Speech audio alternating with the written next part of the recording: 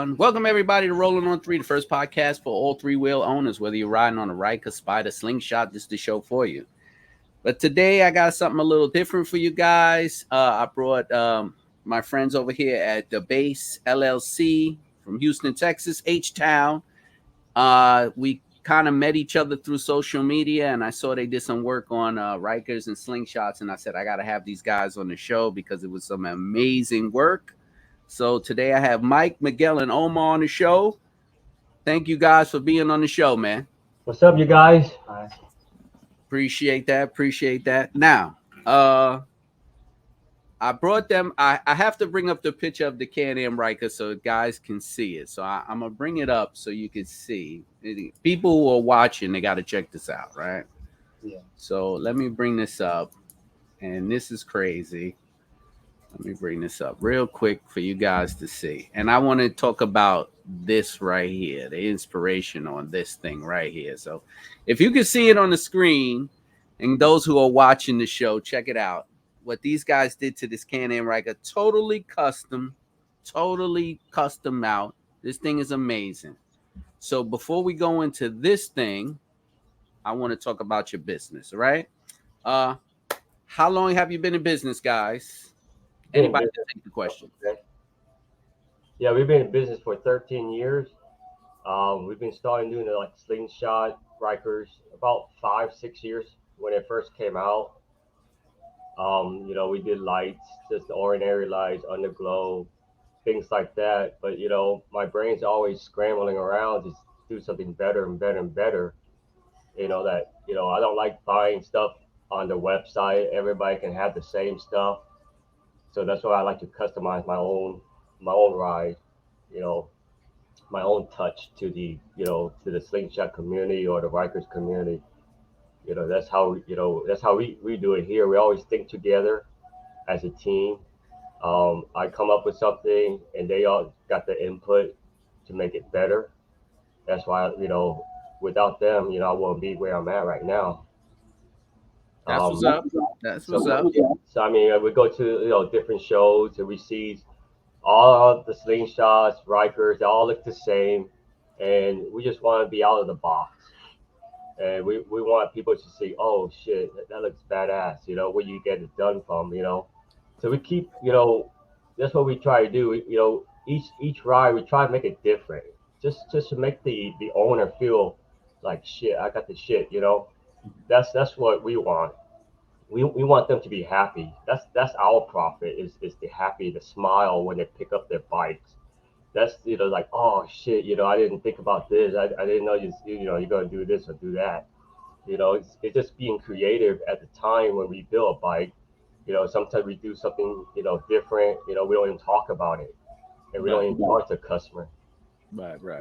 How you do it. So tell me, well, what besides the LED lights, because that's what I saw. I went to your site. What else are you guys doing at the shop? Well, we do a lot of stuff. We do customized emblems. We do light up emblems. Like I could give you an example. The emblems for the Rykers. Oh yes. Yeah, it lights up. Also the grill, it lights up. So just things like that it doesn't take long to make, but it makes a pop. Right. Yeah, it just makes it the bike look different, unique, and that's what the Rykers and Slingshot community is. You want to be different from everybody else. That's why I don't buy stuff from Sling Mod and stuff like that. It's because you can have 10 different Slingshots and everybody would have the same stuff. So that's why we always customize our own stuff.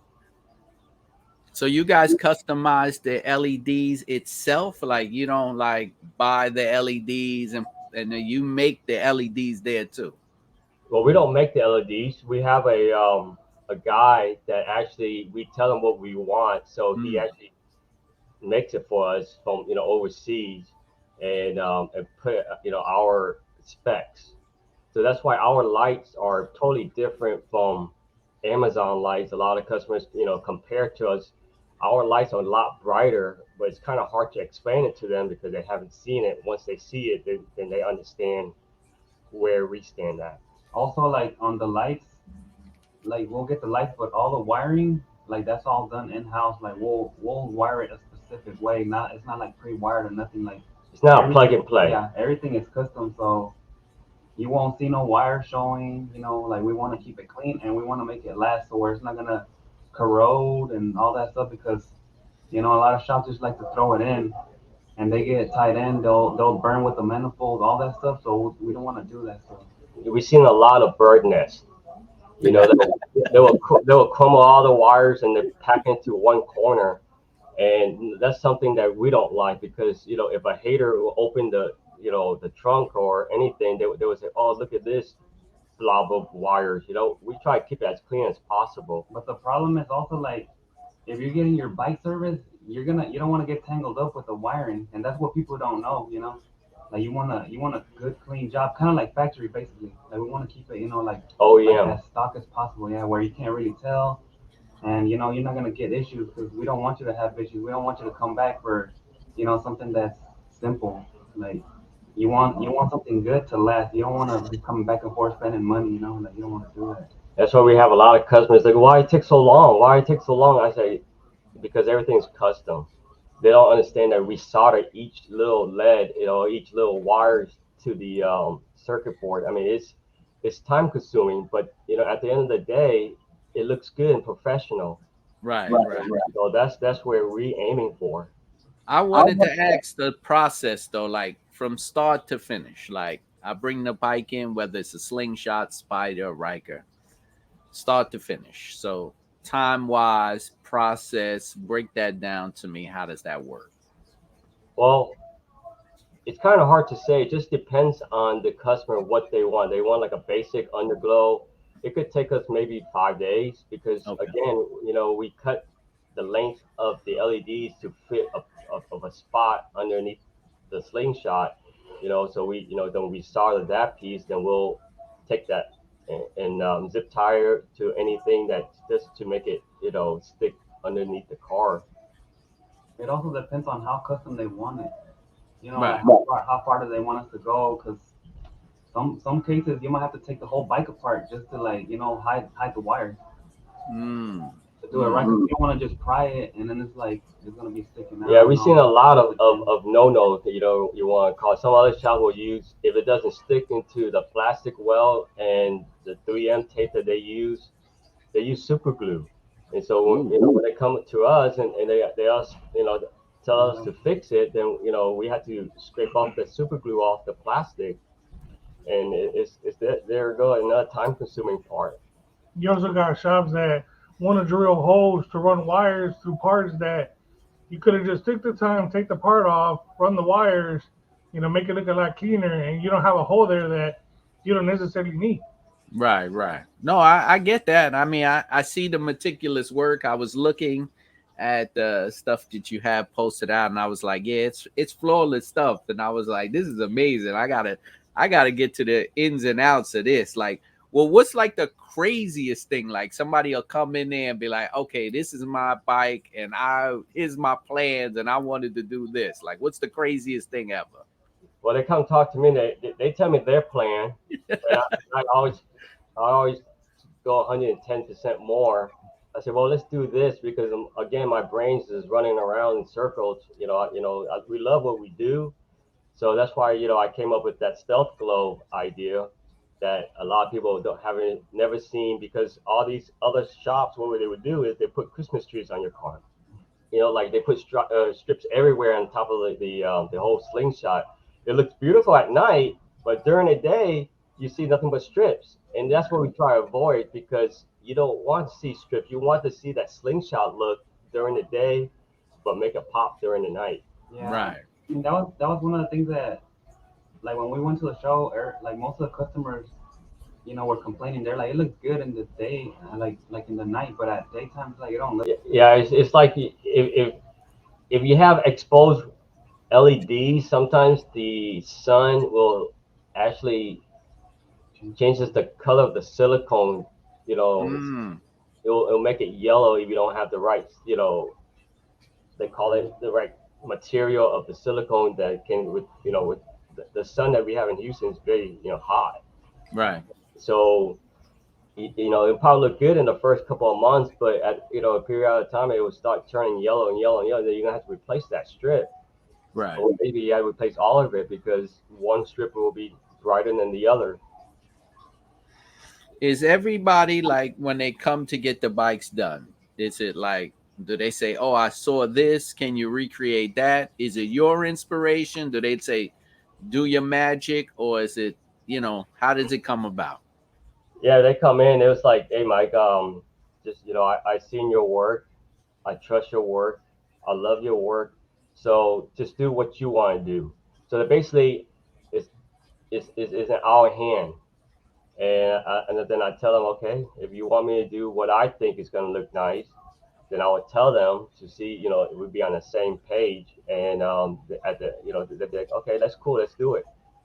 And sometimes the momentum start going, and we do something different without telling the customers when they come in. And we say, hey, we put this here and there. He's, oh shit, that looks badass. So that's where we get our good customers like. That's cool. That's cool.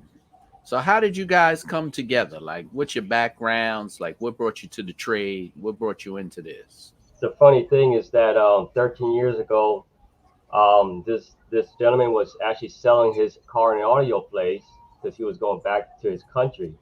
So I took over it. Then we started doing little things like basic alarm system and things like that. Then I moved to another location. Then that's when we started getting a Slingshot in 2015.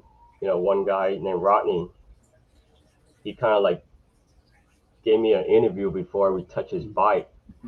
So at the time, then we was like, we can do it, because my brain said, I know we can do it. Because if you're scared, then then you shouldn't be in business. So we did his bike, and he's really a particular picky guy.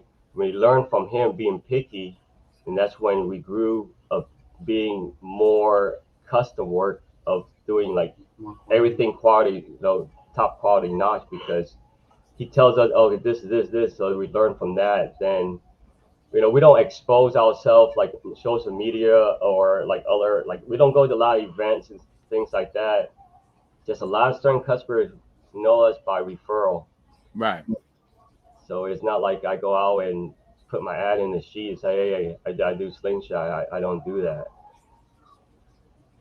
So what's your role within the company? You guys, Miguel or Omar? I do a lot of the lighting, custom lights, as well for cars. Open up the headlights, tail lights. Switch them around, put some put some of our touch in it. Make it look cool, as well as for the lighting for the slingshots, the Rykers. We do 10 as well. We can do a little bit of everything, but we all got our little sections. Right, right. On What me, about you, bro? most of me, I'll do like a lot of the electrical work. I would say like most of the wiring will go through me, and Omar will do part of the wiring as well, like all the soldering. And then like I kind of like I'll do a lot like let's even I guess do the custom boxes like whenever we build like the speaker boxes I'll do that. But we all share like we'll try to help each other out basically. But I would say me more of the electrical side. Yeah, he's the more the tech guy. That if we have any problems with wiring, he knows what to do to make it brighter, or you know the voltage just now, or increase the voltage. He's more of an electrical guy. Okay. All right. More of a the LED guy. Myself, I'm more of the creative guy of doing the emblems, um, doing wraps, things like that. All right. Cool. So the Riker that brought my attention to you guys. How long did that take? How was the process? Difficult? I know it's unique. So how was that process? Break it down. Yeah, it is difficult. I didn't know until I actually saw them do it. I can just, it takes about almost 2 months or a little bit longer. It just depends on the situation. We sometimes we could run into problems. Right. Um, but then my guys here, they do the lights and they do the sanding, and that we bring out to get it painted. We just got one guy that knows how to paint our bike to make it glow the way. We've had like a couple of different painters, but they don't do it right. Like some of them will make the lights not show up. Basically, like they'll put too much paint, like to where it doesn't show, and we have to get it like right, I guess, because if not, it won't show that good. Right. Okay. It's a technique on the painting part. Yeah. And then not only that, but also these Rykers, that plastic's pretty rough. So to get a good paint job on it, so it's a lot of sanding, a lot of prep work. Yeah. That has to go in there just to get it smooth and to get that nice paint job, because at night it looks beautiful with the lights on, but we also want it to look beautiful in the daytime and have a good, nice, shiny paint. Right. And the experience, we want them to, the customer to experience the high quality work that we do at the base, and that's the reason why we do understand sometimes it takes 2 months, and the customers, I want to ride this weekend, and I'm hoping it's gonna rain, but it's just time, they don't see the behind the scene, but once they see the product at the end, they understand why it took so long. Right. Yeah. Customers will have like a set date, and it's okay, but sometimes a set date, I tell him sometimes it's not good to have, because it's so much work in it. And then it's like, like I want to give them something that's gonna last forever and be good, and I don't want them to come back. Like I don't want to rush it. Right. And then they're gonna be like, oh man, this is messed up, and it's like, yeah, but I mean, you wanted it this certain day, and it actually needed more work, and to do that, it takes me more time. It's just because they all say, I want to ride, and it makes me so because I'm the one that they come up to me, I'm the one that they hunt me down and I get yelled at, but. It's hard to put a time limit on a masterpiece, right? The thing is, because we want to make them like as good as we can, very nice, to where they're gonna be happy and not come back for a long time unless they want to add other things. We don't want them to come back with problems on that. Right. That's not good. No. How many requests do y'all get now? I mean, after the Ryker that came out and doing we get a lot of requests. We do get a lot of requests. A lot of requests, not from Houston. Basically, more of out of Houston, like Atlanta, Chicago. Actually, New York is one customers, and Tennessee. It's more out of Texas, and that's what we want. We want to expand our stealth glow to other cities that haven't seen the quality work. Houston, because we are, we did it, we won, back to back on lighting, because it was unique, the last event we went to. And that's what I was so happy when Rudy called from Dallas. I was like, yeah, when he was explaining to me what he wanted done, I said, man, I could do something better for you, over the phone. He's like, really? And I didn't want to send him the picture, because I didn't send him the picture on my phone, because it's just that I don't want him to see it and he doesn't know what's going on. So he had to actually come to the shop, and we had to show it to him what I was talking about. Yeah, that's insane. I was looking at also at this the Slingshot you did. So now it's I'm assuming that it's all glowing, those lights. Yes, that's stealth glow that it's under the paint. Under the paint. Yeah, that's what the promoter of that Slingshot experience. He was like, wow, this is something unique. So we had to. So they had a space for us to park the Slingshot in the front, so everybody can see it. We had so much crowd that it was unbelievable. Wow, that's a nice piece of work, man. It's a lot of that one's a long process because everything was so big. Bigger, yeah. How many LEDs in that one? A lot. Ooh, it's a lot, man. I don't even count LEDs. I don't even count. Oh, I want underglow. A lot of places they would charge you 4-piece, 6-piece, 8-piece, and I just charge one price, and we could put 20 pieces under there. Ooh, man. Sometimes if it's missing, we'll just add some more. We add more, because then Omar looks at it. He's like, "Oh, I need to do this. I need to do that." Then he come and ask me. I said, "Sure." You just make it look nice. Let the customer be happy with it. So now, if a customer has it done, right, and they're happy, and now a year later they say, "I think I can add more lights." Is it a long process, or y'all already got it figured out how to just keep on adding? No, I think to add them later on it should be faster because once it's already like set up for it, then it makes it easier. But like if it was, But we had to repaint the plastic again. It just depends, I guess, on where they're gonna add it. But I don't think it should be as bad. Oh, okay. Most of it will already be like pretty much done. All right. Now I see also, I mean, it's a little bit off topic, but I see you posted a SUV that you wrapped in velvet, right? Oh yeah.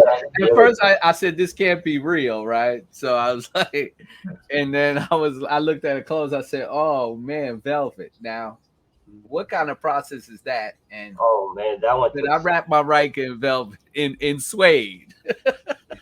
Well, we did one about 4 or 5 years ago for a celebrity in Houston, Slim Thugs, a rapper, and he had a motorcycle, and we put that velvet on there, and he always wanted to be different.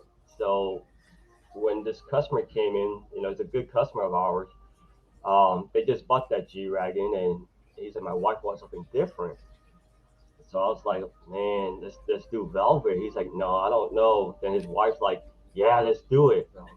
And so we did it. It took 2 months because it's velvet. It's not like you could just squeeze it down. You had to use your finger inch by inch, and it's hard. And especially a G-Wagon, everything's built so tough that the bolts. We had to remove the doors and everything. It's just it's a harder process. It's not like a Honda. Paint all the little bolts. Yeah, we had to paint the hinges to make it black because unfortunately the car was red. I mean the car was white. Wow, You had that's to great. redo it a couple of times just to make sure it was perfect because it's not easy to work with. Yeah, and the vinyl is so expensive that you can't afford to mess up. But we're not perfect, so we do mess up. So we had to redo it. So then you guys will do custom vinyls. So if somebody came in and said, "Oh, I want this color or this design or this pattern," you guys will do that too? Yes, yeah, we do that. It's kind of hard on a Ryker because everything's so curved. So so we have to trim it a little bit so it won't lift. Right. It could be done. Most of the wraps I see on the Rykers are pre-cut, though. You guys do that? No, we don't pre-cut anything. Everything's on hand. Oh, okay. Yeah, I don't like showing black. Mm. I don't like the trim part. I don't like that. I call that cheating. It was. I always had to put it like this: if a bike or a car comes in, I had to treat it as like mine. Because if you don't treat it like yours, then you don't do it right. That's a fact. You have to treat it as like it's your own, and how you want it to be wrapped. If that was my car, that's how I would do Yeah, it. I mean that's what he always said. If this was my car, I would do it like this. And I said, let's do it. It doesn't matter whose car it is, but we have to do it because they got it from us. So they just come in and say, "Yo, do your magic, man. Here's my idea, and make me impressed. Like, do it." Yes, basically they give me a little bit of their little input, then we just make it better. I mean, sometimes I don't even follow what they say. I just do what I think looks good. Then at the end of the day, they still love it. That's awesome, man. That's awesome. Yeah, that's some great work, man. I have to say, when I saw it, I was like, it came across, and then I said, man, I was trying all over to figure that out. I was like, nah, that's crazy. I was like trying to figure it out. I was like, are they flat? Like, how did they? I was looking all over the internet, seeing, and I was like, this has got to be some proprietary invention that, because I no matter how many times I stared at the video, I could not figure out how it was done. So you guys figured it out, because if you stare at it, you won't get it. Nope. Yeah, before I started on a bike, I actually talked to my attorney to see if there's a process patent that I can do so nobody can actually copy us out the process, piece. And he said, yeah, so that's in the ropes of, it takes some time to get that approved. It takes 2 or 3 years, they say.